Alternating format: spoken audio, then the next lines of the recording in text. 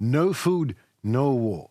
Good afternoon, this is Henichesk on UATV English, giving the hard truth in easy terms for the whole free world directly from Ukraine. In the southern direction, Ukrainian troops advance carefully, overcoming fortifications, mines, barriers and heavy enemy resistance. The Ukrainian defense forces continue to conduct their offensive operation on Melitopol and Berdyansk axis, consolidating their position and conducting counter-battery fire. During the day of August 7th, Ukrainian armed force launched 8 airstrikes on the concentration of troops, weapons and military equipment of the adversary. Also, the Ukrainian defenders intercepted Ka-52 helicopter and 2 operational technical level reconnaissance UAVs of the enemy. All the supply of the Russian occupation group in the Azov region takes place mainly through the Crimea Peninsula. Supply lines are actually narrow corridors over bridges and isthmus connecting Crimea with the Russian mainland and Ukraine. The armed forces attack bridges in the Kerch, Chonhar, Henichesk and Melitopol regions to disrupt enemy supply logistics. In the Azov region, enemy ships providing the logistics of the occupiers were also attacked in the eastern part of the Black Sea. This is no new tactic. Armed forces of Ukraine acted in a similar way in the past year, destroying the means of supply of the Russian occupying forces on the right bank of the Kherson region across the Dnipro River. Obviously, disruption and destruction of Russian logistics network and supply chains reduces combat potential of the enemy, and the same, obviously, is in favor of Ukrainian counteroffensive helping our troops to advance.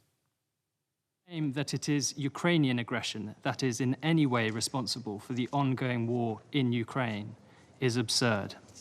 It is a projection of the behavior of the Russian state itself. There is only one aggressor in this war. We have all seen hundreds of thousands of Russian troops invading that sovereign country, illegally and unprovoked. We all know that the right to self-defense in those circumstances is enshrined in the UN Charter. I know that shellings and bombings and sinking ships and killing people might sound a bit uncomfortable, especially while you are having your dinner and watching UATV for fun. But trust me on this, people with guns in their hands are no people but enemies, and killing them is no fun but a war necessity. If an enemy would have invaded your home, you would think the same way in Ukraine we are thinking now. All means that are getting you closer to victory are good means by all means. Commenting on the New York Times, Kremlin spokesman Peskov said that Russia seeks to control the territories we have now filed into our constitution as ours. Well, Comrade Peskov, to start with, your Russian constitution is not a constitution and isn't worth the paper it is printed on. You can't possibly call it a constitution, it is a Putin's diary, where your outdated Soviet sovereign writes down his birthday wishes, stretching his presidential term to eternity, if he only could. Already changed the words, we the people, to me the Putin, and file in whatever you want, like Paris and Milano, for example, where your beloved daughter Lisa Peskova loved to spend her father's fortune. Putin's Russia is an authoritarian Soviet dictatorship, and its constitution and other attempts to look legit have long and forever been discredited by Putin regime. I mean, why not include moon in Russian constitution, solar system, the whole universe for God's sake, and start them Star Wars? Would like to see that. That would be epic, but this way or the other, Putin just doomed to become a dark lord of ruling the dark side. Moscow is a galaxy far, far away from common sense and reality. The Kremlin is a chatbox of lies popping up on an industrial scale. Back in 2008, Putin assured that he was not going to seize the Ukrainian Crimea, remember? And in early 2022, that a full-scale invasion of Ukraine had no aggressive goals. Listening to Russia's remarks today, some might be confused about who is the aggressor and who is the victim. Since the beginning of Russia's brutal, full-scale invasion of Ukraine, the international community has been clear. Over 140 countries have repeatedly condemned the Russian Federation for its aggression against Ukraine and demanded that Russia withdraw its military forces from Ukraine's internationally recognized territory.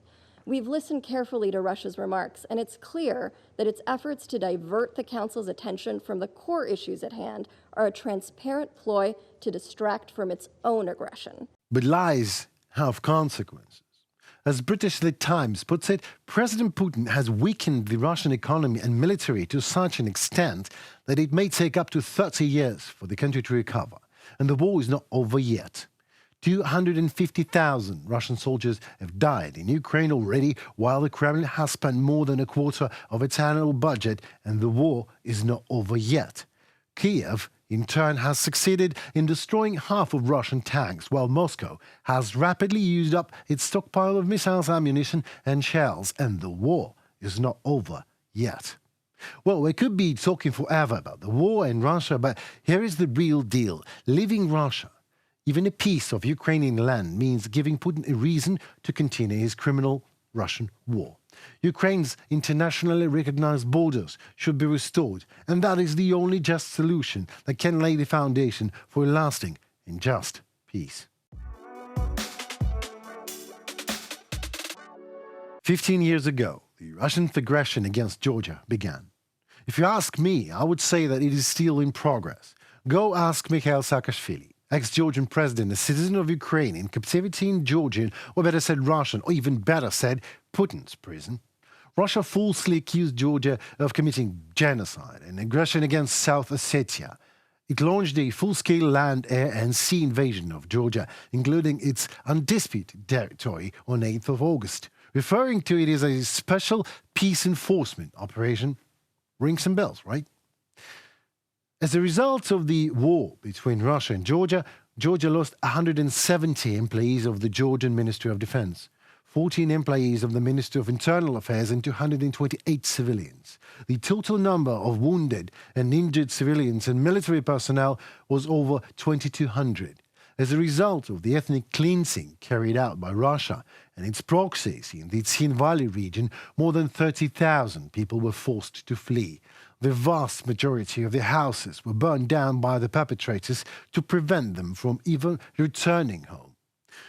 Months before the outbreak of the war, as well as during the hostilities, Russia employed a wide range of hybrid warfare tactics such as information operation, energy, economic and trade blackmail, cyber attacks, passportization of the population in the occupied territories, etc., etc. Both Dmitry Medvedev, then the president of the Russian Federation, and Vladimir Putin, then prime minister, later admitted that the Russian government had planned the invasion in late 2006 to prevent Georgia's integration into, that's right, NATO. Georgia clearly is a victim of Russian aggression, just like Ukraine. The Ukrainian people stand in solidarity with Georgian people and support the restoration of the territorial integrity of Sakartvelo. This is how Georgians call their homeland. The sad truth in easy terms, it was exactly Russian aggression, an illegal attempt to change the state borders of Georgia 15 years ago that did not receive a proper reaction from the international community, which made it possible Russian invasion of Ukraine nowadays. We fearlessly confront the Russian aggressor state, whose actions pose a substantial threat to stability in the region and worldwide. It is crucial to remember that Russia's testing of international law long predates its invasion of Ukraine in 2014. Lack of the world's adequate response to Russia's invasion in Georgia back in 2008 only encouraged Moscow to escalate further based on this dangerous precedent. Russia's invasion of Georgia, like its late invasion of Ukraine, was based on lies, as usual. Fake genocide, fascist and self-determination paradigms are all Kremlin-made narratives.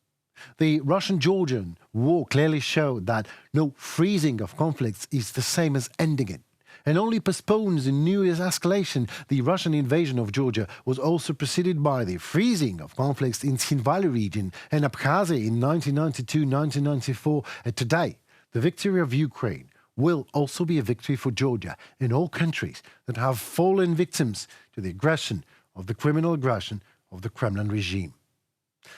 It was Henry Keane on UATV English, hoping to give you the hard truth in easy enough terms on our daily wrap-up today. Comment, like and subscribe. Let us know your thoughts in the comments below. Your opinion matters a lot to us. Stay safe And tune for more tomorrow. See you soon.